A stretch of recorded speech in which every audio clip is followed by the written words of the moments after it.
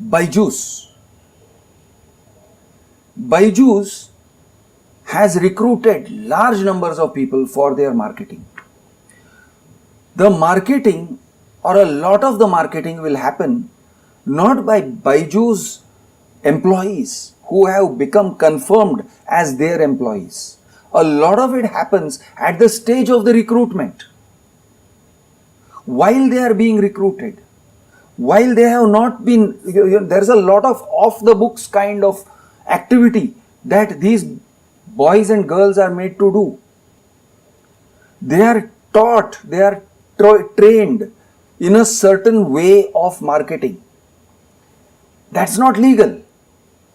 They are pressured into a certain hierarchical structure where their team leaders will exploit them. And the team leaders will exploit them often because they have themselves been exploited and they feel that is how the market works. ऐसे ही करना होता है. So the team leaders exploit the boys and girls, extract work out of them, whose responsibility it is to keep track of how many hours these guys worked, of how much they traveled in the course of their selling in marketing. It is the responsibility of the individual team leaders. Do they keep records honestly, faithfully? They do not. Whose responsibility is in the grand scheme of things to ensure that whatever is being done is accountable, is lawful, is by the book? It is BYJU'S. Are they doing it? They are not. They don't know anything. भाई हमको कुछ बात पता नहीं है. We don't know anything. Our hands are clean. These are not our people. The boys and girls are subjected to insane amount of working pressure, insane amount of sales pressure. The justification that people will give, people within sales and this line of work will give is, this is how the market functions nowadays, sir. This is normal. No, it's not normal. It has been normalized. The kind of hierarchies that are created within the BYJU'S marketing teams leave the boys and girls working below the team leaders open to sexual exploitation, financial exploitation, team leaders taking away the money and the incentives which rightly belong to the people working at the grassroots level, going out there, meeting parents, telling the parents that we are teachers, that we are ourselves teachers and we are here as counselors for your children, not salesmen. If someone comes to you and says he is a teacher, he is a counselor, and he takes a psychological test or an IQ test of your child, and then says that because your child is very bright, we are going to give you this much discount, but you have to confirm today and you have to take this package from BYJU'S. Or if the child fares poorly and he sees that the parents have a poor opinion of the child, he will say this child is dangerously deficient in intelligence, he has not learned, he needs to be educated so that he will survive in the world outside, otherwise this child is going to be a burden on you in your old age. He will be unemployed, he will be unemployable, they can raise the fear factor, and so you have to buy this BYJU'S product. Cause fear, make people pay the money. On one side they will say we will give you this much discount if you book this product on such and such a date, before such and such a date, and so on and so forth. These guys who are themselves oppressed feel free to tell lies so that they meet their targets, their sales target. And if they meet their sales target, are they getting the incentive?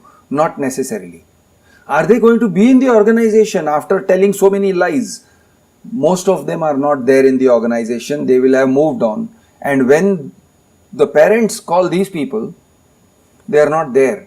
Either they pick up the phone and say, sir, I have moved on, I am no longer with the organization. Or they say, I am within the organization, but I have moved to a different department. You speak to so and so. and they give another number and that guy doesn't entertain them. This kind of marketing. So it is it BYJU'S? Isn't it BYJU'S? Well, it is BYJU'S and it isn't BYJU'S. It was the individual responsibility of that boy or girl who told lies, who basically emotionally blackmailed the parents into buying a BYJU'S product, who lied about the nature of the product, who lied about the nature of their service, who lied about their own child. He misinformed the parents. He willfully misled the parents about the prospects of that child, about the educational prospects or the capabilities of the child. They misinformed them only with a view to sell. Is this allowable? If you are an individual, not allowable. Can it be criminal? It is criminal. It would, if I were to perform such actions as an individual, it would invite criminal liabilities. But they are BYJU'S. They are a brand. They have got investors. The whole world's eyes are upon them. Nobody will accuse them. If you accuse them, they might slap you with a defamation suit. You can't accuse them. People have to be careful what they say about BYJU'S. You will get dragged to court.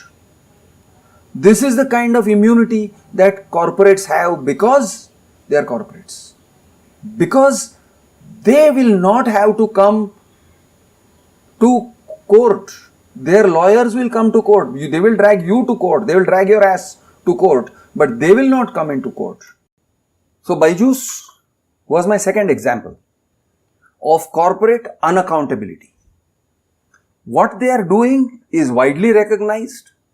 It is known that they are doing wrong, but they continue to move around in complete impunity. Nobody is holding them to account, and truth be told, it is very difficult to hold them to account. Anybody who tries is most likely to fail. The entire odds are tipped against the person who is trying to hold them to account. Corporate law will protect them, unfortunately. Corporate law protects the directors from such actions because although it is happening and although they have created an environment for wrongdoing, they are not doing the wrong. They have created an environment. No, how are you saying they are creating an environment? They are not responsible. So their responsibility is shoved down to the manager levels. The top guys know exactly what is going on. The guys who do wrong in the manager levels will get rewarded. The guys who do right in the manager levels and who blow the whistle on the wrongdoers will get punished. They will get ejected from the company. Their voices won't be heard. They'll be sidelined. The guys who bring in the money will be heard, will be promoted, will find themselves getting more and more powerful within the organization. The people who speak the truth within the organization will find themselves in deep shit. They may find themselves at the receiving end of accusations. They may find themselves being isolated. They will be persecuted. They will have to leave the organization in shame. And they may not find another job. If their fight has been public, they may not find another job.